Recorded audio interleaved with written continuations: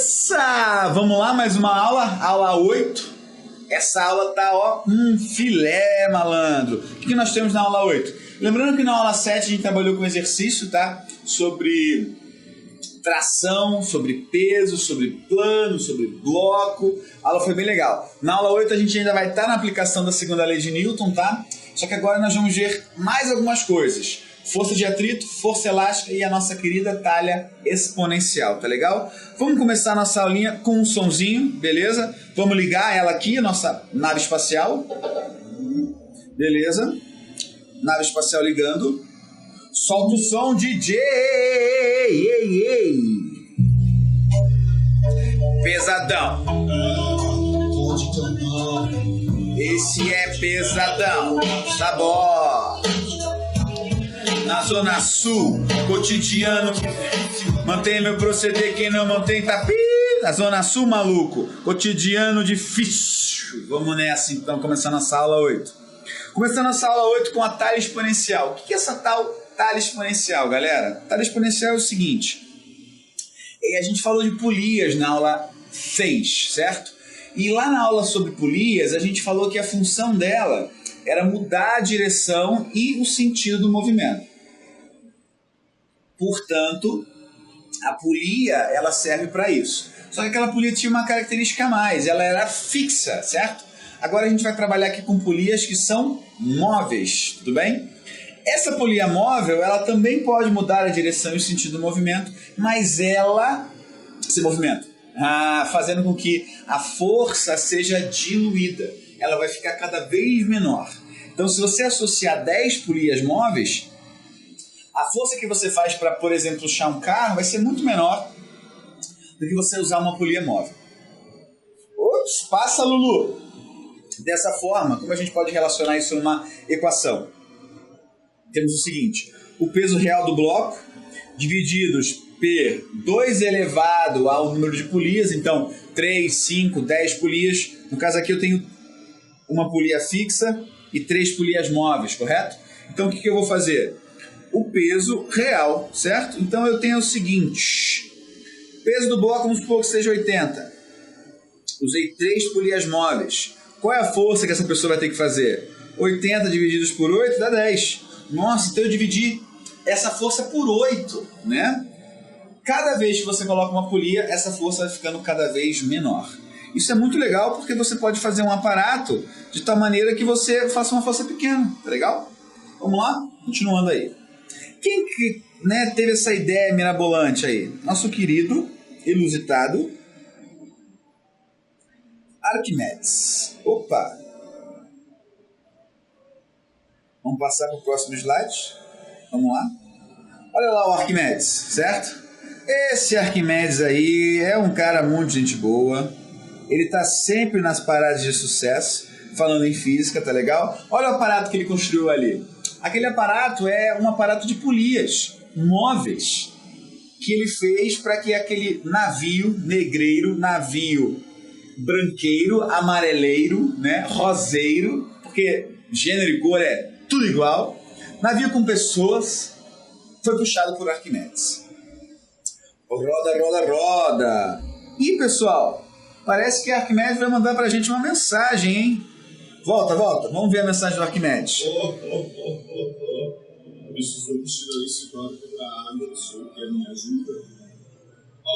Mas eu duvido que isso é possível. Veja, meu sistema de polias móveis, eu consigo fazer uma força muito menor do que a força peso desse barco. Não duvido que Arquimedes deu um breco. Veja a figura ao lado. Veja a figura ao lado. Vamos ver aqui, tem mais um? Ups, acho que vai faltar um pouquinho de corda. James, me traga mais corda. Muito legal. Assim, aqui ele está mostrando para vocês que ele é capaz de movimentar o barco fazendo um sistema de polias. Logo no segundo áudio ali nós temos traga mais corda, James. O que isso quer dizer?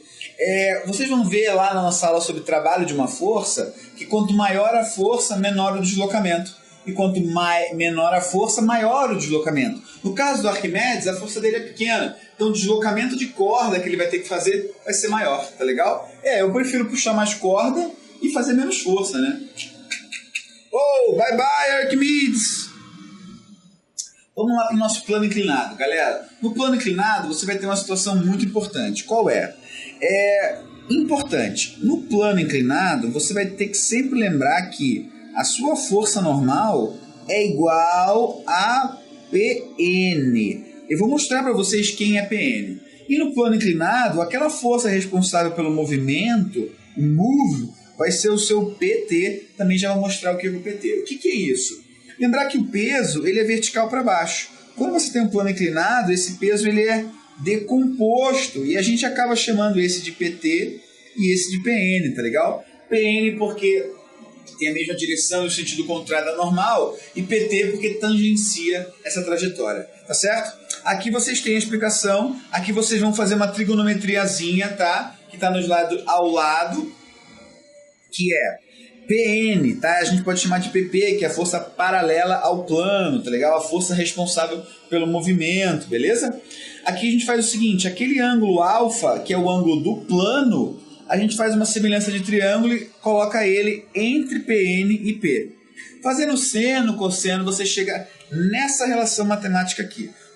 Qual é o segredo? Toda vez fazer o triângulo e montar é uma opção. Mas vamos fazer o seguinte, vamos tentar memorizar. Olha só, a gente tem que PT é P vezes o seno e PN é P vezes o cosseno. Então, quando você quiser usar a normal, usa cosseno. Quando quiser usar o movimento, usa seno. Tá legal?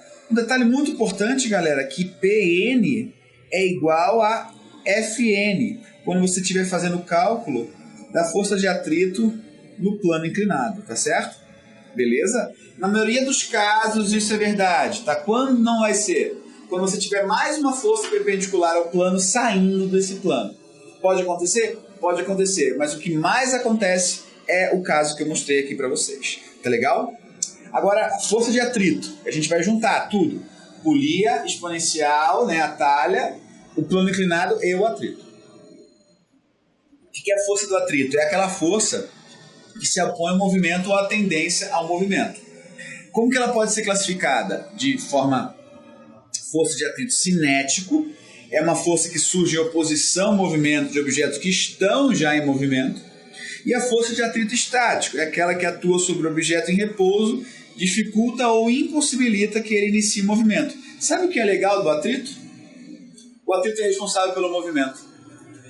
Se você não tivesse atrito, se o seu pé não tivesse atrito com o solo, você não se movimentaria, você ia ficar patinando. Se a roda do carro, do caminhão, da moto não tivesse uma aderência com o solo, ela também não se movimentaria. Então, falou em atrito, falou em movimento. Quando você está se movimentando, você faz uma força para trás. Há uma força contrária que te empurra para frente, certo? Legal? Lembrando que essas forças elas não necessariamente se equilibram. Elas têm a mesma intensidade porque... terceira lei de Newton. Legal? Então lembrar que a força de atrito é responsável pelo movimento. Ela é contrária ao movimento, mas também é responsável pelo movimento, certo? Opa, gira, gira, gira, roda, roda, roda. Tchau. Vamos trabalhar agora com a força de atrito estático, certo? A força de atrito estático é para aquela que o corpo está parado. E a força de atrito estático, ela é maior que a força de atrito cinético. Sabe por quê? Olha só, dá uma olhada aqui. Tá vendo que a força de atrito nada mais é que o seguinte. Quando o corpo está parado, ele tem uma certa rugosidade, uma certa aspereza. E essa aspereza faz com que ele tenha alguns buracos, certo? Algumas fissurinhas. Na superfície, você vai ter essas mesmas fissurinhas. Quando você tem um corpo parado, o corpo está encaixado com essas fissurinhas. O plano encaixado com o corpo. Quando você faz o movimento, você desencaixa, tá legal? Beleza? Então fica a dica aí. Quando você tem um corpo parado, essas fissuras estão encaixadas, plano e corpo. Quando você tem um corpo em movimento, essas fissuras não estão mais encaixadas. Essa é a explicação prática de por que a força estática é maior que a cinética. Beleza? Então, olha só. A fórmula, né? Força de atrito é o coeficiente de atrito. O que é esse coeficiente? É o grau de aspereza, certo? Esse grau de aspereza está associado à superfície mesmo. E essa unidade aí não existe. Se essa unidade não existe, como a gente chama? Adimensional. Tá? O coeficiente de atrito é uma grandeza física sem unidade e, portanto, é uma grandeza adimensional, beleza? A força normal é aquela força perpendicular ao plano, tá legal? Então você tem um plano aí horizontal, você vai ter uma força vertical. Você tem um plano inclinado, você vai ter uma força perpendicular a essa inclinação. Lembrando que perpendicular é 90 graus. Lembrar que se você trabalhar com a força de atrito no plano horizontal, você vai usar aqui a força normal é igual ao peso. Importante isso aqui, tá, galera? Se você for trabalhar com a força de atrito no plano inclinado, você vai trabalhar aqui a força normal é igual ao P normal. E o P normal é igual a P cosseno do ângulo, certo? Tem que lembrar de todo esse passo a passo aí. Tá legal? Vamos para o próximo slide lá. Trabalhamos com força de atrito, agora vamos trabalhar com a força elástica. Força elástica, lei de Hooke. Quem que é o Hooke? Aquele monstro verde. Caramba, o cara criou uma lei envolvendo molas. Não, galera, deixa o Hooke de lado aí. Quem trabalhou com essa lei foi o Robert Hooke. Tanto que o seu nome, né, Hooke, é diferente de Hooke, certo? Olha só, Robert Hooke, além de ter feito essa relação direta entre força e deformação, o que ele falou? Quanto maior a força, maior a deformação. São grandezas diretamente proporcionais. Ele estudou as células, porque as células, se não me engano, os tecidos, certo? Porque ele foi um dos precursores a montar um microscópio composto. Ele trabalhou em várias áreas, esse cara era top também. Inclusive, ele e Newton, né? Tem aquela história que Newton só viu mais longe porque se apoiou sobre ombros gigantes, lembra daqueles nossos desenhos ali, nas aulas anteriores?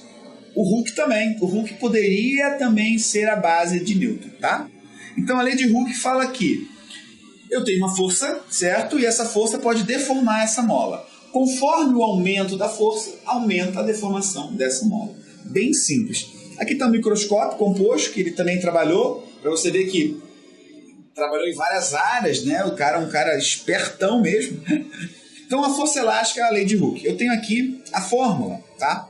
Onde o K é o constante da mola, que seria Newton por metro. Você pode ver facilmente aí por que a unidade de K é Newton por metro, porque deformação em metros, e a força em newtons, portanto, a constante da mola será em Newton por metro, né? Legal? Então aqui nós temos a deformação, nós temos aqui a força elástica e aqui a constante da mola. Perceba que a deformação, a gente precisa fazer um cálculo. Qual que seria esse cálculo para a deformação que nós vamos usar a letrinha X?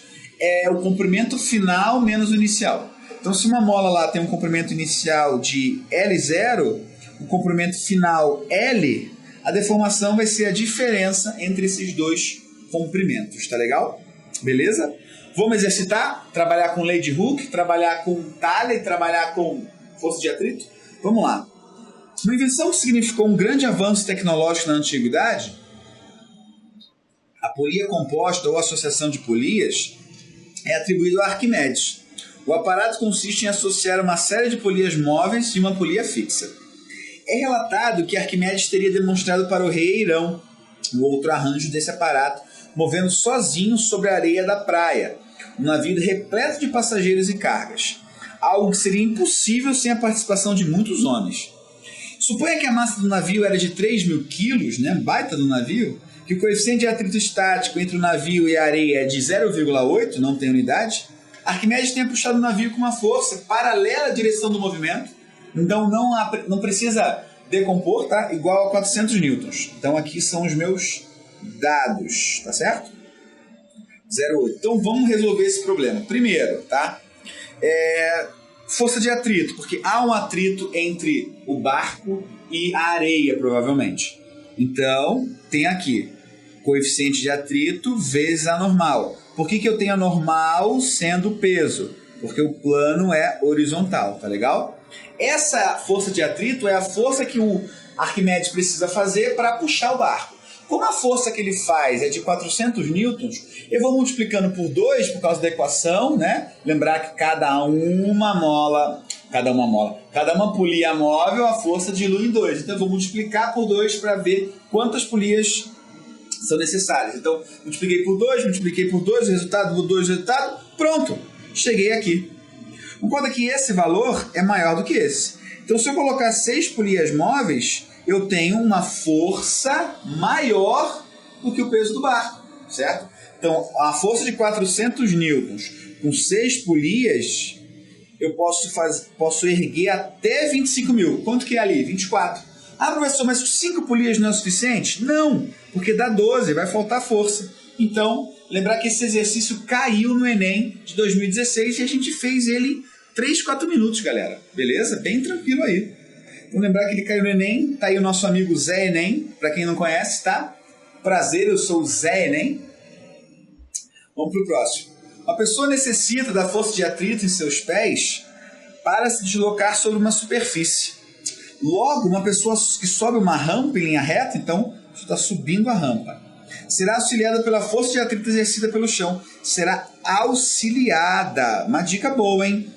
Em relação ao movimento dessa pessoa, quais são a direção e o sentido da força de atrito? Tá, então nós temos o seguinte.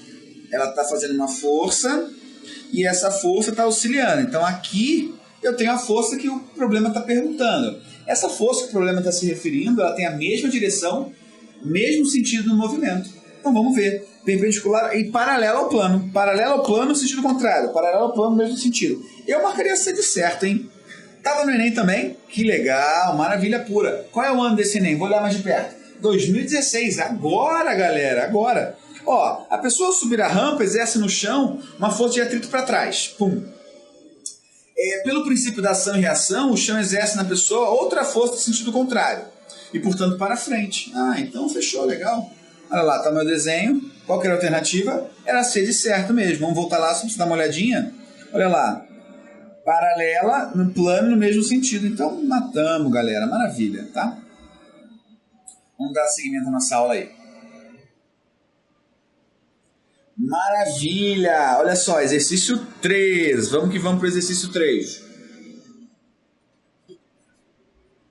Um fio que tem as suas extremidades presas aos corpos A e B passa por uma rodana sem atrito e de massa desprezível. O corpo A, de massa 1 kg, está apoiado num plano inclinado, suposto para o corpo descer com aceleração tá. Então, olha só, não tem atrito, ele me deu a aceleração, deu a massa do A e quer saber a massa do B. Vamos fazer assim a anotação dos dados ali? Vamos lá. Dados, certo? Então, eu tenho seno de 37 igual a 0,6. Cosseno de 37 graus é 0,8, correto? Vamos dar uma olhadinha lá. 0,8. Não tem atrito, certo? A massa do bloco A é 1 kg. Vou chegar mais para cá. A massa do bloco A é de 1 kg. Ele quer saber a massa do bloco B quando a aceleração é 2 metros por segundo ao quadrado. Vamos ver se faltou mais algum dado. Quilo, não. Então vamos lá. Para o corpo B descer, tá? Então o corpo B vai descer por causa do seu peso. Tenho aqui a tração que A faz em B. Tenho aqui a tração que B faz em A. E agora nós vamos usar o PT do A, beleza? Vamos ter que usar. Por quê? Plano inclinado você não pode usar o peso, tá legal, galera? Você tem que usar componente peso paralelo a esse plano. Então eu vou fazer aqui primeiro o cálculo de PTA. Lembrando que PTA é P vezes o seno do ângulo. Portanto, PTA, tá legal? A fórmula lá que a gente acabou de ver. Vai ser o peso do A. Se a massa do A é 1, o peso do A é 10 vezes o seno. Seno de 0,37, 0,6. Portanto, PTA é igual a 6 newtons. Demorou? Beleza, calculamos o primeiro. O peso do B não tem como calcular porque ele quer saber a massa, tá? Então, olha como que eu vou fazer. Se o bloco B desce, o B, peso do B, menos a tração que A faz em B, é igual a massa do B vezes a aceleração, que é 2, certo? Outra equação, ele sobe. Tração que B faz em A menos o PT. Menos 6 é igual a massa dele vezes a aceleração. Vou colocar 2 direto, beleza? Posso cortar aqui. Então vai ficar lá M do B vezes 10, substituir o peso por M vezes G, tá legal? Menos 6 é igual a 2MB mais 2. Então, vou jogar esse 2 para cá, vai ficar 10MB menos 2MB igual a 2 mais 6. Portanto, 8MB é igual a 8MB, portanto, é 1 quilograma. Fechou, galera? O que eu fiz aqui? Usei a equação do plano inclinado, tá certo? Beleza? Fiz o cálculo, beleza? A partir desse cálculo, eu usei aqui o diagrama do corpo livre, coloquei as forças que atuam sobre esse bloco, lembrando que aqui não tem atrito, certo? Então, facilitou a minha vida. Se tivesse atrito, como que eu faria? Existiria mais uma força aqui, que eu chamaria de força de atrito, tá legal? Então, o importante aqui, qual é o importante? Primeiro, conhecer o diagrama do corpo livre, saber desenhar essas forças aqui, tá certo? Segundo item importante, lembrar que no plano inclinado você usa o PT, tá certo? Beleza? Então, vamos continuar aí. Ah, que pena, nossa sala tá acabando. Opa, tá surgindo algumas dúvidas? Professor, pode falar. Só um minutinho lá que eu vou pertinho. Professor, você não vai fazer uma aula, um exercício daquele só com atrito? Fazer igual aquele aqui, com atrito? Vambora, podemos sim, por que não? Vamos fazer, né? O aluno pediu, a gente tem que dizer sim, né? Então vamos colocar o atrito no nosso problema. Vamos fazer o seguinte, então vai ficar lá. Primeiro, eu tenho aqui a força de atrito e eu tenho aqui o PT. Só que para falar do atrito, tem que fazer um coeficiente. Eu vou chutar um coeficiente de atrito aqui, cinético, 0,1, beleza? Então vamos fazer ele lá. Como que a gente vai fazer? Mesma coisa, vamos calcular o PT. A gente já sabe, né? 6 newtons. Vamos calcular agora o PN, que a gente não calculou. Opa, volta. Qual que é o PN? O PN vai ser o peso vezes o cosseno, certo? 8 newtons, tudo bem? Beleza, agora a força de atrito vai ser μ vezes a normal. Lembrando que no plano inclinado, PN é igual a P. PN é igual a... Opa. Aqui não, aqui é FN igual a PN. Lembrar que no plano inclinado, desculpa lá, galera, PN, é igual a FN. O peso normal é igual à força normal. Na força de atrito tem a normal. Então aqui dá 0,8 newtons, tá certo? Então vai ficar assim, o bloco B vai descer, então o peso do bloco B menos a tração que A faz em B é igual a massa de B vezes a aceleração, certo? Tração que B faz em A menos...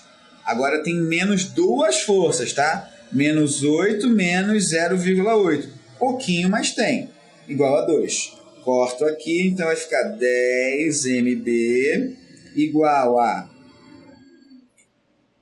fazer essa continha primeiro. Menos 8,8 igual a 2 mais 2 MB. Fica 8 MB igual, joga para cá, certo?